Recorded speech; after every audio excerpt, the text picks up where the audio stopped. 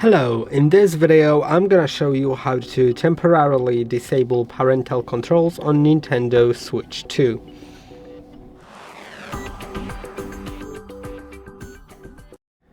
If you want to temporarily disable it, to use it like to do something on it or to play yourself as a parent, then you can go to the app, the parental controls app, to check the pin. If you don't know it, you can see it by clicking on parental controls pin. But if you already know it, then all you need to do is click on at the top on this parental controls.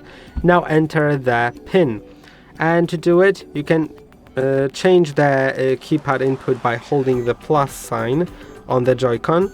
Although I'm gonna use it with this input. You can also enable show entry if you want, and simply use either a control stick and either set of buttons to enter that pin. And now they are temporarily turned off.